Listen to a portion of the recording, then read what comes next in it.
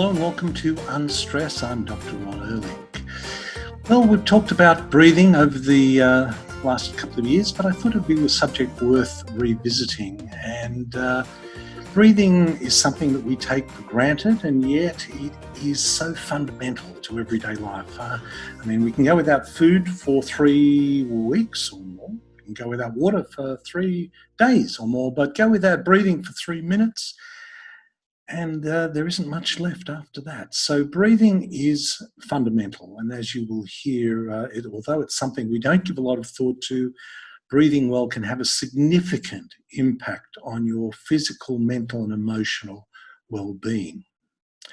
My guest today is Roger Price. Now, Roger has over 60 years of experience in healthcare, and a great deal of that time has been spent focused on breathing. So I hope you enjoy this conversation I had with Roger Price. Welcome to the show, Roger. Thank you, Ron. It's been a long time. It has been a long time, and welcome back to Australia. When I heard you were back, I had to have you on and reconnect. We've known each other for many years. I wondered if we're going to talk about breathing, of course, and airway, and a whole range of other things that of course leads to. And I know you've had a long career, Roger, but I wondered if you could just give us a sort of a brief history of where Roger Price has come from and what you've been up to. Okay, we'll do a quick thumbnail. It's going to cover 63 years, so it'll be a fairly large thumb. Now, I started as a pharmacist in the mid-50s back in South Africa and got pretty well disenchanted with the concept of big pharma because it's a case of symptomatic treatment. It's not a case of finding out what's wrong. It's like orthodontics, the teeth are crooked, make them straight. It's like ENT surgeons, the nose is blocked, cut something out. It's all looking after, it's disease management, it's not health. So I went on a journey starting when I was 22 years old, and I have my 80th birthday next week. So it's been a very long journey. And during that time, I've dabbled in a lot of things in the science world. Human nutrition and body work and human movement and behavioral physiology and dentistry and orthodontics and sleep apnea and asthma and COPD. I mean, the list just goes on and on because each one is related in one way, shape, or form to the other. So it helps to boil everything down and to boil it down to the fact that life is all about survival. And survival is all about taking the next breath. Because if you don't take the next breath, nothing else matters. So I've come at it from so many, many, many different aspects. In fact, in 2017, I started doing a master's when I was in the US in applied breathing sciences. And that took me into the world of behavior, into the world of cognitive behavior therapy, into all of these esoterica, which are very exciting and interesting in their own right. But when you step back, you see they're all bits and pieces of the same puzzle. And of course, the puzzle starts with the first breath. And if the first breath is easy and is natural and is functional, life is good. But if the first breath is a struggle, if the baby is born prematurely, if the baby is born under stress, under duress, if the baby is oxytocin provoked, if the baby is born in any form of way, any shape or form which is beyond nature, that infant might have trouble taking the first breath. And what people forget, or maybe never knew, that from birth to age 6, babies breathe between 60 and 80,000 breaths a day. That's huge. Yes, and I've just had a newborn grandson, and I can attest to the fact that the breathing rate is significantly very fast. So if that baby has to create a compensation or a parafunction because it's having trouble breathing, and it's going to repeat that tens of thousands of times a day, why should that not be the base cause for major problems down the line? Yeah. Well, now, Roger, we are going to get into that, and it is interesting that, given all of your experience over all of those years, that there's a common theme that runs through this all. And as far as the fact that we have a chronic disease management system rather than a really true health system, you are preaching to the converted here, and I'm sure many of my listeners would totally agree with you.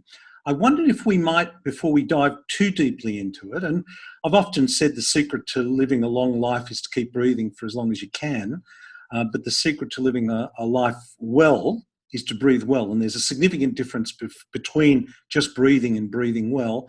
I wondered if we might take a few steps back and just remind our listener about why we breathe, what breathing is about, and what we use in order to breathe. Okay, we've got two phases or two stages of breathing. One is breathing without load, that is breathing at rest when we're relaxed, and the other is breathing under load. So we have two breathing systems. We have the nasodiaphragmatic system for when things are quiet, and when we start to exert ourselves, we then default or add in the mouth-chest. Now, I'm going to sound heretical, but I'm not. There is no such thing as normal breathing. Breathing has to be adaptive to what we're doing. So nose breathing is not good or bad. Mouth breathing is not good or bad. Chest, diaphragm breathing is not good or bad. Breathing fast is not bad. Breathing slow is not good. What we have to do is we have to get that breathing pattern structured in such a way that it adapts to what we're doing and keeps our basic biochemistry in balance by adjusting its rate and depth and dynamics and mechanics and behavior to cope with what is going on in our lives. And that is why I'm very anti these cookie cutter breathing exercises, these breathing retraining programs, because no two people are the same. And I could have you breathing at 6 breaths per minute with a ratio of 40% in and 60% out, and you could be fantastic. And I could do that to somebody else, and they would go into panic. They would go into hyperventilation syndrome, because that did not match what they do and how they do it. So it really is a very specific thing that has to be teased out. And we have to find out, why do people adopt these patterns? And the answer is survival. That is how they have learned to take the next breath, good, bad, or indifferent.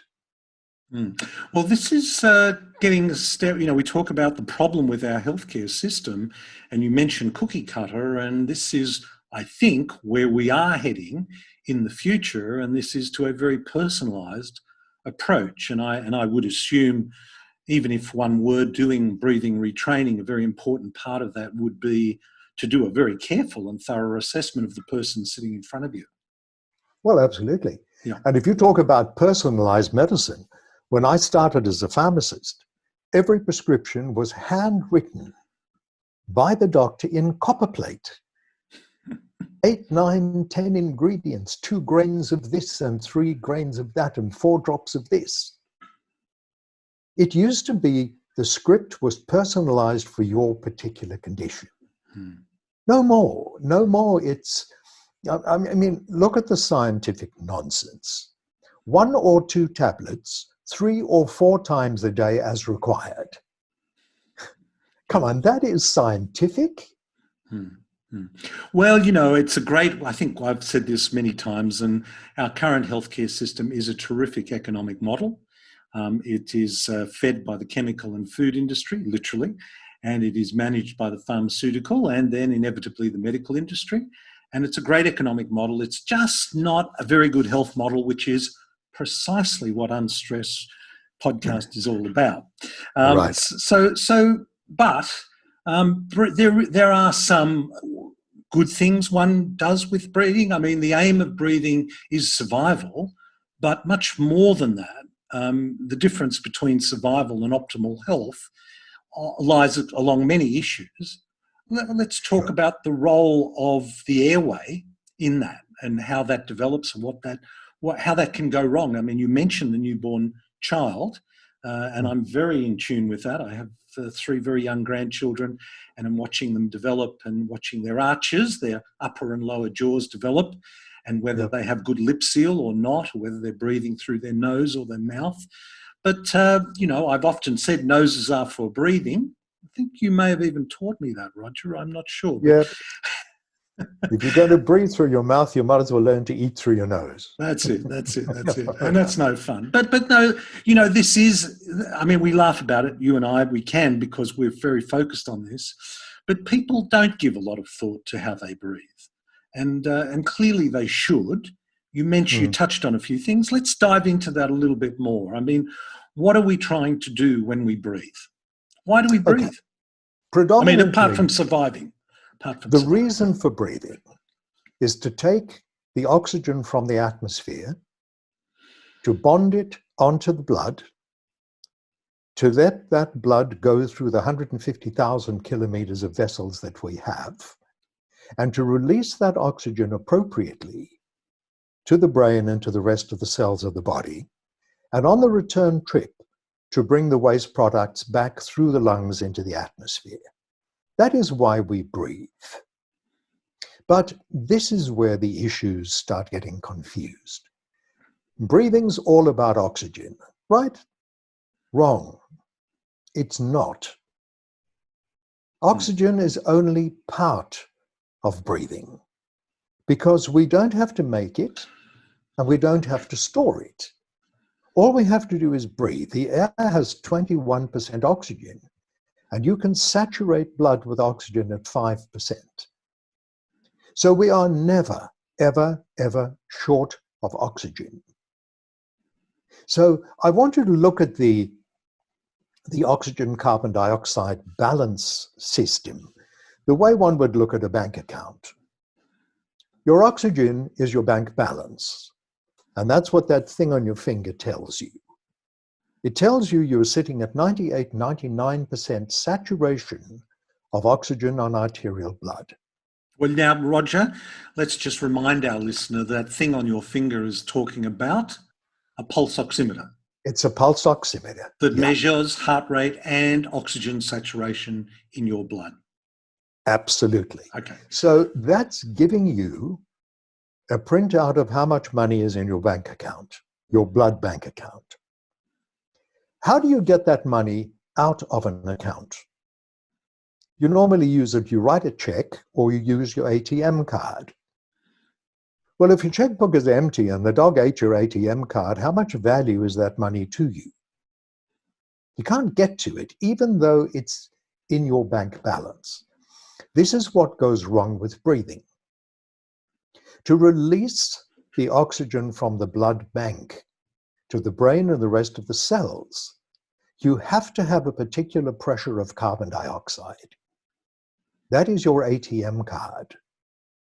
And if your level of carbon dioxide is too low, the pulse oximeter is still going to read 98, 99%, but that oxygen is not available to the body. And that is why those of your listeners who've slept 8 or 9 hours and still woken up exhausted can't understand why they say, I slept the whole night through and I'm still tired. They probably slept the night through with their mouths open, snoring or gasping, dumping the CO2 levels, which meant that the oxygen never had a chance to be released from the blood to get to the brain and the cells to regenerate and to nourish during the sleep process. So we have to focus on carbon dioxide. And of course, the other myth is that carbon dioxide is a toxic waste gas. No, it's not a toxic waste gas. It is a plant food. There would be no food, there would be no life, there would be nothing on this planet if we didn't have CO2. So we have to keep that delicate balance between the oxygen and the carbon dioxide to ensure that the oxygen that we have bonded onto the blood gets to the rest of the body. But that's only part of it. The other misconception is the pH of the human body. Everybody talks about an acid diet and an alkaline diet, and alkaline water is this, and alkaline water cures cancer, and alkaline water fixes this, that, and the other. Poppycock. Yes, I agree. I agree. Okay? I mean, as soon as I hear someone talk about alkaline water, I don't want to put too fine a point on it, but I'm less than impressed. I mean, the pH of the stomach is 2. Yes. So you drink a glass of alkaline water at pH 8. What's going to happen to it when it hits the stomach? The benefit of alkaline water is not the pH. It's the minerals that are dissolved in the water to create that pH. So it's not what we eat or drink that controls the pH of our body. Our body pH is controlled by our breathing. Yes. And you Yes. can Now breathe your way to good. Yeah. that is a very important point, which I would really, I mean, that flows off the tongue very easily, Roger. But I think people are aware of the importance, or they hear about things being too acidic, they need to be more alkaline. And one could argue about whether there is aspects of our diet that affects that. Water, I don't believe. I believe the alkali water is a whole story. But the key to balancing body chemistry, pH in particular, is breathing. Absolutely. And that is such an important point that I think people this is an important takeaway. So you can breathe yourself sick and you can breathe yourself well again. I mean, there was a guy called, what was his name? 1935. He breathed a whole sleigh full of dogs to death. He put them onto a treadmill and he wouldn't let them off. And he showed that the minute the pH starts moving past the 7.45 alkaline mark towards extreme alkalinity, the body dies, the cells die. It wasn't a very nice thing, but it shows that, and you can just try it yourself. I mean, anybody just sit there, open your mouth, breathe hard and fast, way down from the base of your lungs, and within 4 or 5 breaths, you're lightheaded, you feel discombobulated, you don't know what you're doing, you feel sweaty and all kinds of things. You've done that yourself by shifting your chemistry through your breathing. So having said there's no such thing as normal breathing, what do we use as a baseline? We can use functional breathing at rest. We can define that. And functional breathing at rest has certain parameters.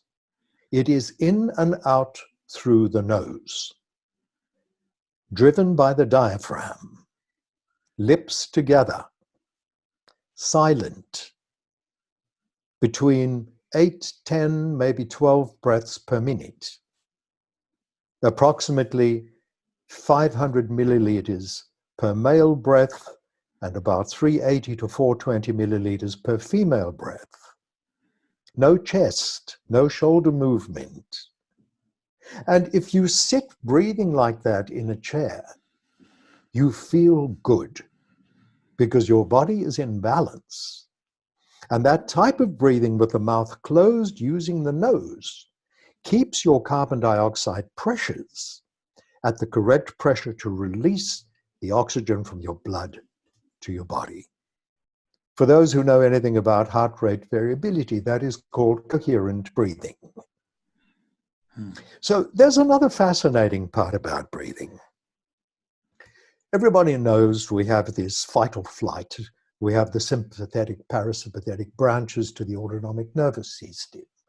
Well, very few people understand that the sympathetic drive is initiated through the inhalation, predominantly the right nostril. That is the driver of your sympathetic response. And your parasympathetic is engaged on exhalation, predominantly through the left nostril. Well, parasympathetic and sympathetic, why do we use these terms? Because sympathetic means your body is in sympathy with what's going on in your life. And if you're being chased by a tiger or by an angry husband or whatever happens to come your way, the body says, look, I'm in sympathy with you, mate. Let's fix you so that you can escape this thing. Well, where do we want to spend more time? Sympathetic or parasympathetic? We want to be in parasympathetic. So I'm going to ask your audience now, do any of you ever sigh? I'm sure they do.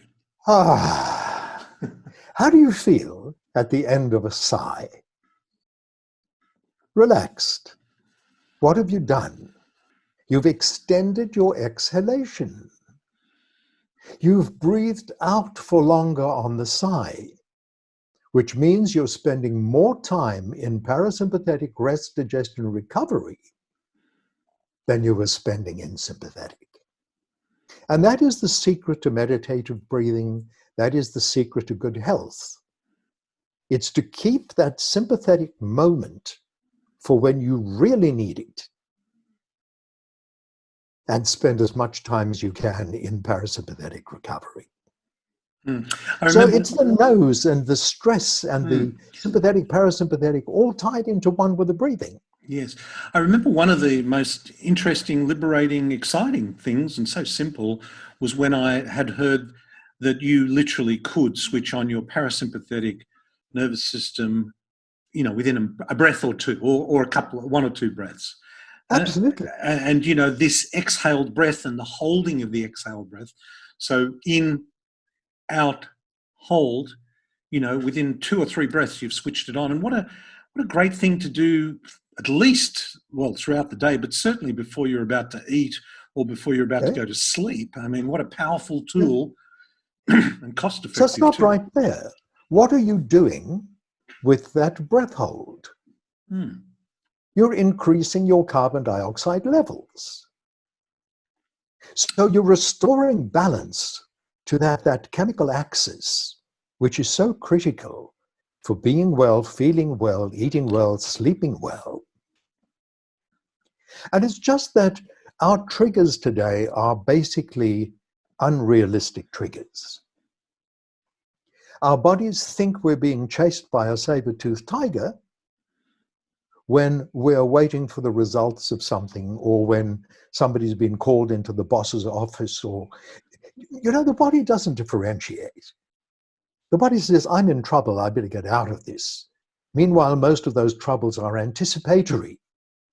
They are not real life threats. And that's why life in the 21st century is so tough, because we're faced with these myriad choices. I mean, I didn't have choices when I was a kid. I rode a bike or I didn't. I went to the Saturday afternoon movies or I didn't. There weren't 27 movies showing 7 days a week. Yes, I mean, just trying to navigate through all the wonderful TV programs is stressful enough. Now let's break it down a little bit here, because, you know, we talked about noses. Well, no, let's go back up, because you've mentioned carbon dioxide level a few times, and I think we just need to clarify that we're talking about the carbon dioxide level in your lungs. Yes. Yes. And it's that carbon dioxide level, which, if I'm not mistaken, is referred to as end-tidal. End-tidal, ETCO2, yeah, end-tidal. So this is what, when you were you were suggesting that by breathing out quickly, you know, without taking a pause, what you're actually doing is pumping out the carbon dioxide level before it has a chance to build up, because that's what's building up every time we use our muscles and our body. That's the waste product. And by breathing out or hyperventilating, we eventually will pass out if we let it go. Absolutely. And if we wanted to stop it, by putting that paper bag over your face, you're breathing in carbon dioxide as well as... But there's something else that happens when you do that. Go on. You're changing your breathing behavior. You're so conscious of breathing in and out of that bag that you're shifting the inhalation-exhalation, which is a behavioral change from the way you are normally. I've had this working with asthma patients. I've had chronic asthmatics, 20, 30 years, sucking on puffers 4, 5, 6 times a day. Mm. And I've said to them, for the next week, all I want you to do 4 times a day is sit quietly, close your mouth, and breathe gently through your nose. Can you picture ever having an asthma attack, sitting quietly, breathing gently through your nose? And they say, no. Mm. So after 4 weeks of doing this, they are asthma-free, symptom-free, and medication-free. Mm. What did they do? They changed their breathing pattern, but also 4 times a day, they took time out, which is a behavioral change. It forced them to change the patterning that resulted in that shortness of breath, which in so many cases is misdiagnosed as asthma. It's a breathing issue. Mm. It's a defense mechanism against overbreathing. Well, this leads us to where now we've kind of covered or touched on at least the importance of pH balance. The breathing is a very important part of that, and that is about carbon dioxide level in the lungs, balancing out pH. And you mentioned it in passing, and I think our listener may have missed it, but you mentioned a pH of 7.4 and, you know, the oxygen being delivered and carbon dioxide being put back on the train, if you like. I know you've used that analogy and I like it. Sure. There's a very narrow range of pH where this functions well, isn't there? It certainly is. You heard me mention the word chemical axis. The chemical axis means the shift of pH in arterial blood between 7.35 and 7.45. 7.45 is the pH at which the bond between oxygen and the blood and the hemoglobin in the blood is formed in the lungs. 7.35 is the pH at which that bond dissolves. Now, to move from 7.45 to 7.35 is actually a much bigger jump than you think, because pH is logarithmic. It's not arithmetic. So it might be 10 points, but 10 points on a log scale is very different from 10 points on an arithmetic scale. So we have to be sure that we make enough of the particular acid buffer that the body needs to shift that pH. And by the way, many people make a mistake of thinking the blood becomes acidic. No, it doesn't. It's still this side of 7. So it's alkaline and it's less alkaline. And this was all proved by a Danish physiologist by the name of Christian Bohr, B-O-H-R. He was in fact the father of Niels Bohr, who was the physicist. And back in 1904, Christian Bohr came out with his Bohr effect, for which he was nominated for a Nobel Prize. And he distilled this whole thing down into one sentence. And Bohr effect in a sentence says, as the pressure of carbon dioxide in blood drops, so does the strength of the bond between the oxygen and the blood increase. So the lower the CO2 goes, it doesn't mean you have less oxygen. It means you have less oxygen available. And people look at the pulse oximeter and say, fine, 97, 98, 99%. Meanwhile, the person's dying.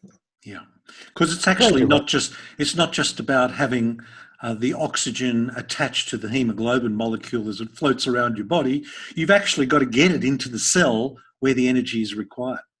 This is having money in your bank account and being able to withdraw it. Doesn't do any good if it's sitting there. Yeah. Yeah. Okay. So carbon dioxide level in lungs, important in balancing out pH. Another thing that's important in breathing is noses. And you mentioned that, noses, you're not going to eat through your nose, but noses are for breathing. And people kind of, again, don't give much thought to this. Tell us a little bit about why nasal breathing is so important. Okay, particularly now in the COVID environment. The nose is a 6-stage filtration air conditioning plant. If you have a small nose, it's a domestic air conditioner. If you've got a big nose, it's a commercial air conditioner. But every stage of that filtration process is there for a reason. So you start with the hairs, and the hairs are there to trap the stuff that you see floating around in a shaft of sunlight, the floaty stuff in the air. The next stage is the mucus. The mucus then attaches a few other little bits and pieces, but in the mucus there's an enzyme called lysozyme. And lysozyme kills viruses and bacteria.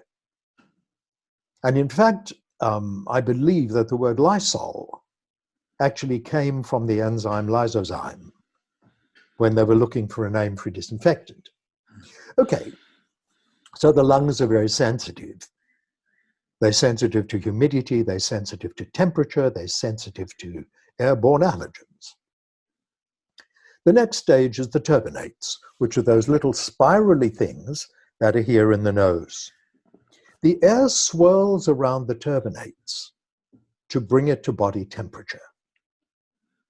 If it's too hot or if it's too cold, if you breathe through your nose, you start to temper that air to get to body temperature. From the turbinates, the air drifts into the sinuses. And we have sinuses for 2 reasons. The one is to lighten the structure of the skull, so it's rigid, but it's not solid. Those sinuses also give us resonance. So when the voice comes up through the sinuses and you project, you get a really nice resonant projected voice rather than kind of talking here in your throat. Okay. But the sinuses also do another 2 things. They produce 1.5 liters of fluid a day. Because the air traveling through the sinuses has to be humidified. Because if you don't send moist air into your lungs, you're not going to get the exchange of gases across a dry membrane. But sitting in the paranasal sinuses, you have 2 beds of creation of a gas called nitric oxide. And nitric oxide has been around, since Pontius was a pupil pilot. It's been around forever. Why? The air we inhale is 78% nitrogen and 21% oxygen.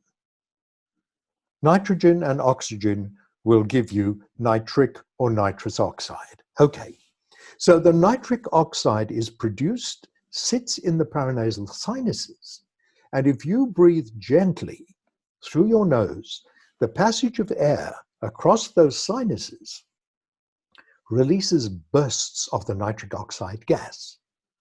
And nitric oxide is a very, very powerful antimicrobial, and it's also a very powerful antispasmodic or an anticonvulsant or a vasodilator.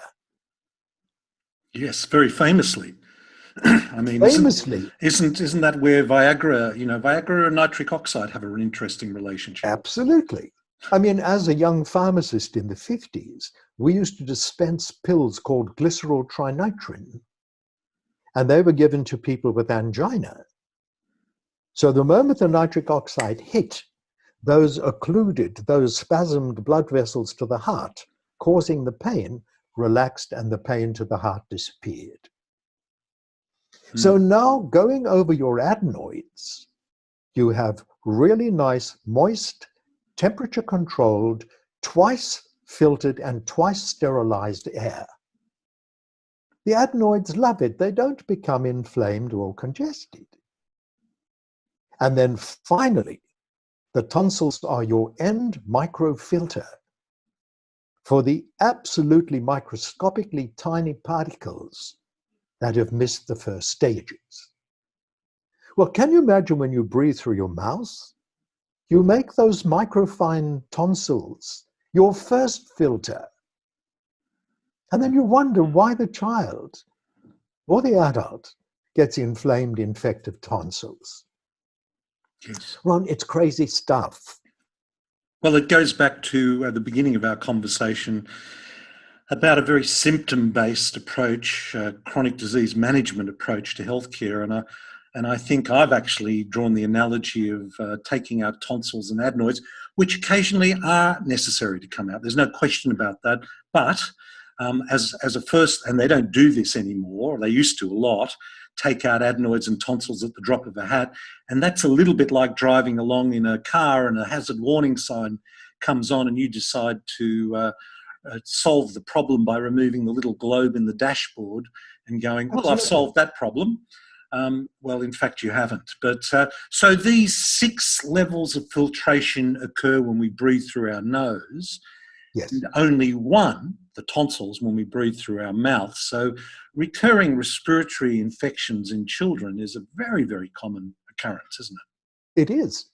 Because we're taking raw air with all the rubbish, with all the bits and pieces of nonsense flying around, and the sprays and the bathroom sprays and the kitchen sprays and the antibacterial floor wipe and antibacterial sink wipe. I mean, come on. Well, what's antibacterial mean? Kills living organisms. Yeah. Yeah, well, we've become, and you know, during this time, obsessive about the whole thing. It's interesting going back to nitric oxide because, you know, breathing is a very important part of our practice, and I've been talking about it for years on the podcast and in my own book. But there was an interesting article I came up with recently that was in 2005 about nitric oxide's role in the SARS coronavirus. I'm sure you're familiar with that. You know, tell us a bit about the role of nitric oxide a little bit more, because that's an important one, isn't it? All right. Nitric oxide is terribly toxic to viruses and bacteria. It kills them. So everybody is now talking about the aerosol effect. Close your mouth when you sneeze into the crook of your arm, etc. That's what an aerosol effect is. That's what affects dentistry, is the aerosol effect while you're working. Well, if you breathe in and out through your mouth, not only are you not disinfecting the air coming in, you're breathing out droplets of heavily infected water molecules.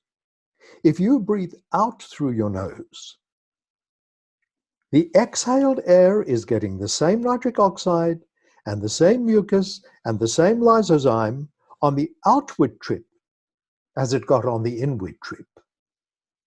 So you're doing the world a much greater favor in these COVID days by keeping your mouth shut.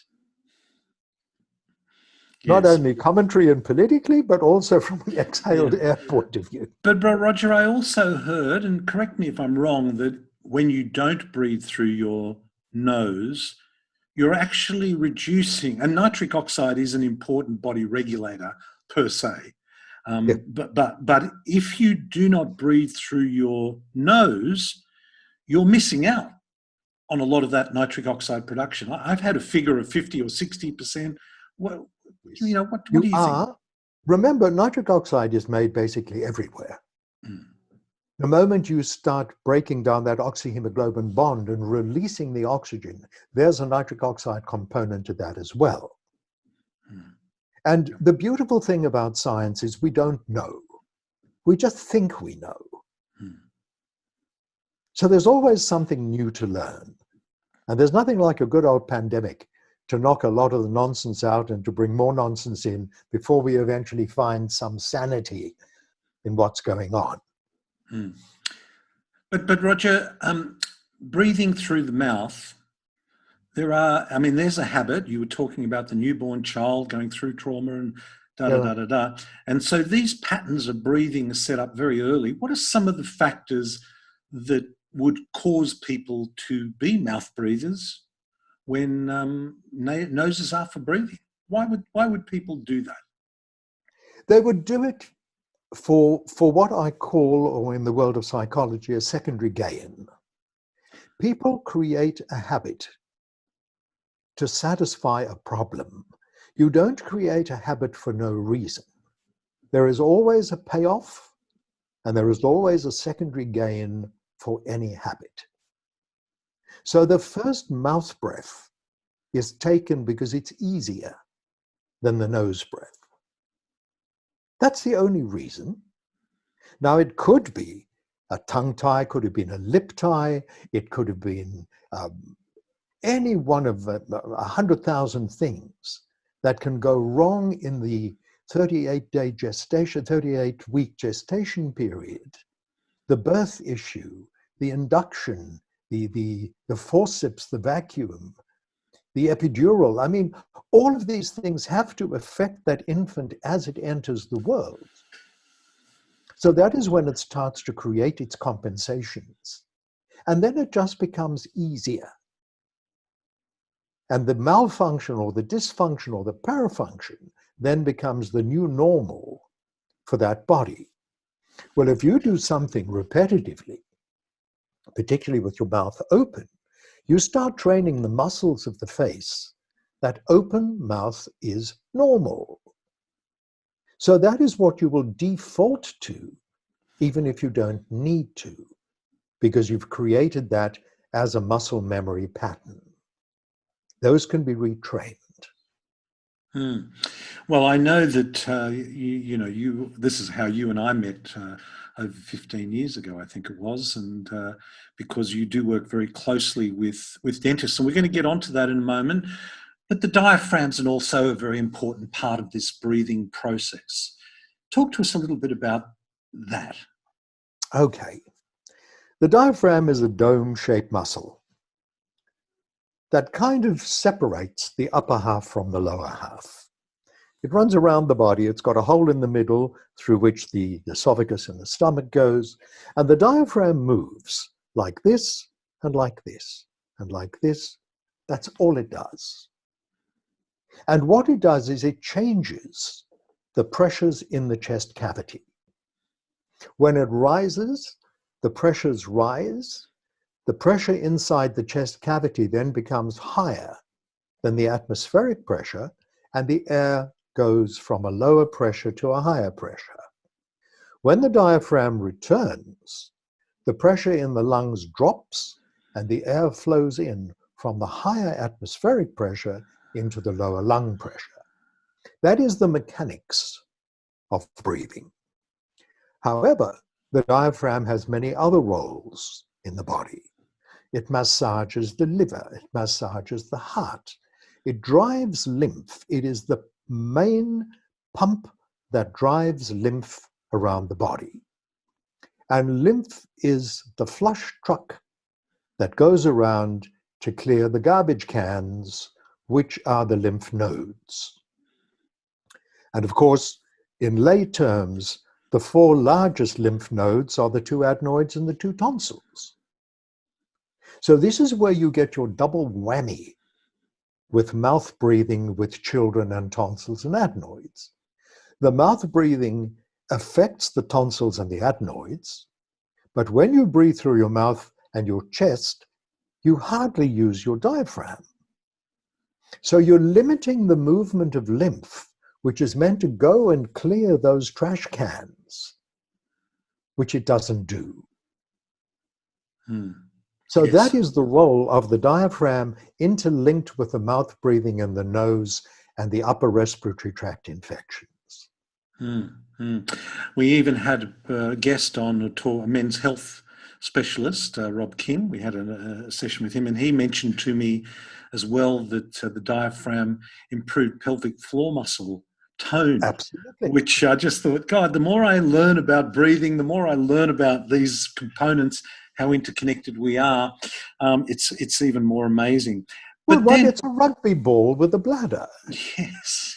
This is the top of the rugby ball. The pelvic shelf is the bottom of the rugby ball. Yes. And if you've got air in there and you squeeze, the pelvic floor is going to drop. Mm. Oh yes, look, it's just it's and pelvic floor, of course. Gosh, who doesn't need a good, strong pelvic floor, particularly if you've had a child or if you had as we get older. Let's put it that way. Good, Yes. strong And of pelvic floor course, we are not designed to sit. to sit. No. We are designed to squat Hmm. or to stand or to lie down. Mm. Sitting never ever was part of how our anatomy was designed. There Yes. were no chairs and tables. Yes.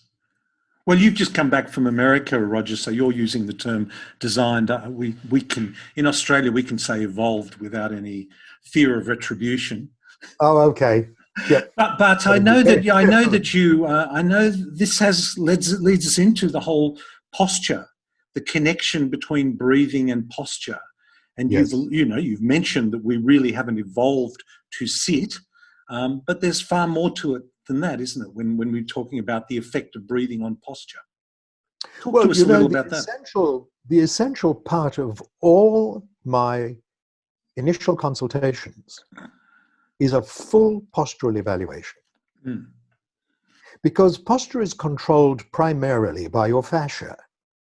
And the fascia run in a band from the head right the way down to your toes. And the fascia surround the muscles.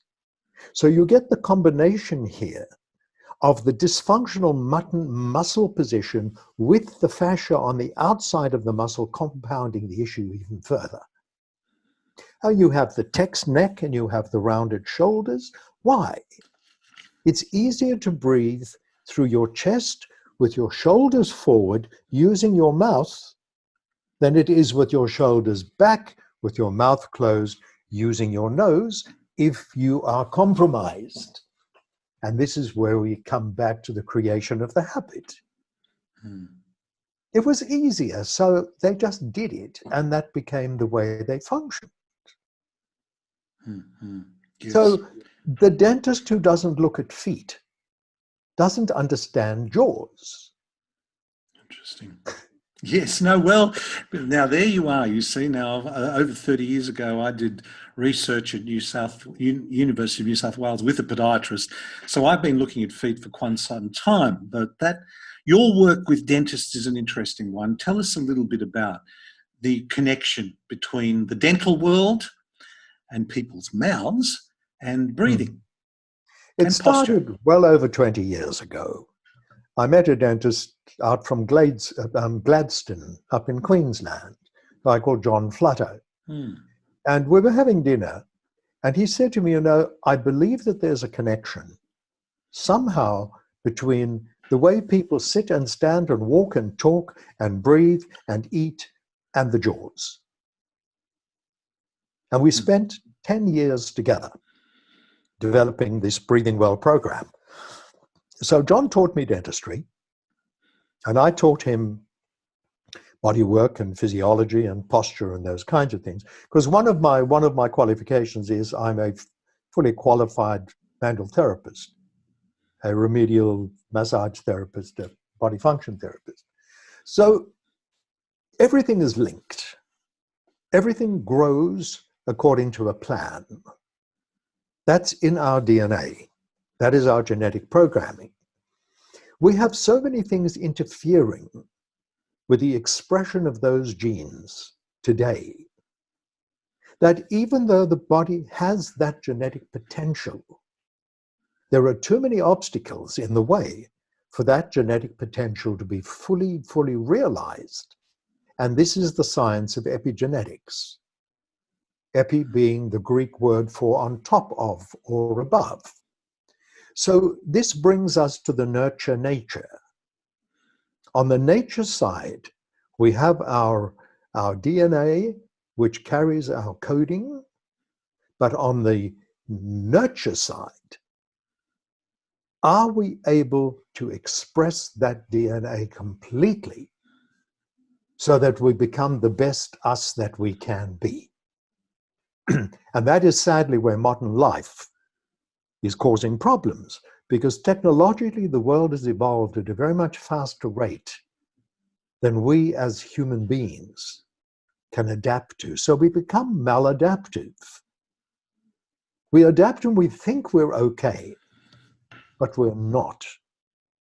And that is a whole other podcast in its own right. I mean, this whole question of epigenetics and the tensegrity and the apoptosis in the gestational time, that's another whole lecture in its own right. Yes. Well, look, we've touched on some really important points here, and I think we've kind of highlighted to our listener to stop and think about every breath they take. I just wanted to take a step back now as we're just finishing up, but I just wanted you to take a step back from all of your roles, from your pharmacy, bodywork, respiratory physiologist, and all that, because we're all on a health journey through life in this modern world. What do you think the biggest challenge is for individuals on our journey through life? Peer pressure, the internet, smartphones, this mad, crazy, having to keep up with the latest everythings, no time out. In fact, I was having this discussion with one of my sons, my youngest son, Rob, and we were talking about what's been going on worldwide with Black Lives Matter, etc. Ron, 20 years ago, which is not a long time, you did not have the ability to see these demonstrations in your face, in your ears, 24/7. We perhaps had the news on the hour, we perhaps had a news reel, perhaps we had we were given some time to rest and digest and adjust. Now everything seems 10 times worse than it is because it's go, go, go, go, go, go, go, bang, bang. Everywhere you turn, you see riots and flames and people screaming and politicians howling and all of these things. Life is really very difficult. People have to learn to take time out for themselves. And the best way to do that is to learn how to meditate. I've been doing it for 30 years. 20 minutes in the morning, 20 minutes before dinner. And I am medication free. I'm sitting here 80 years of age. I don't have a thing wrong with me. I take no medications whatsoever. I sleep well. I eat well. I have a lot of fun in my life. I'm driven by this intense passion to get to the cause of things rather than to continue looking at the symptoms. We just have too many choices. We don't take out enough time to literally sit down and smell the roses. And that could be a closing point in this discussion. Take some time out. You're the only you have. And that is why I have a goal in life. And my goal is to die as young as possible, as late as possible. Well, what a great note to finish on. And Roger, you are an inspiration. You look fantastic. And thank you so much for joining us today and sharing your wisdom with us. And we're going to have links, of course, I know you've got a lot of stuff on there, and we'll have links to your website. So thank you so much for today. That's my pleasure, Ron. Always lovely chatting to you. Thank you. Well, as we said, breathing is something that we give very little thought to, but I think you've got a sense of how important it actually is to breathe well. And we didn't even get to touch on the fact that when we're asleep, it's a function of not only quantity, getting enough, but quality breathing. And we've touched on that in various other podcasts that I've done. I will have links to Roger and his website. He has some great resources of breathing, retraining, assessment, which are very well worth looking at. Now, don't forget to go on to iTunes and leave us a review, or download the Unstressed with Dr. Ron Ehrlich podcast or the app. We've got some exciting things planned in the months and ahead, and I hope this finds you well. So until then, this is Dr. Ron Ehrlich. Be well. This podcast provides general information and discussion about medicine, health, and related subjects. The content is not intended and should not be construed as medical advice or as a substitute for care by a qualified medical practitioner. If you or any other person has a medical concern, he or she should consult with an appropriately qualified medical practitioner. Guests who speak in this podcast express their own opinions, experiences, and conclusions.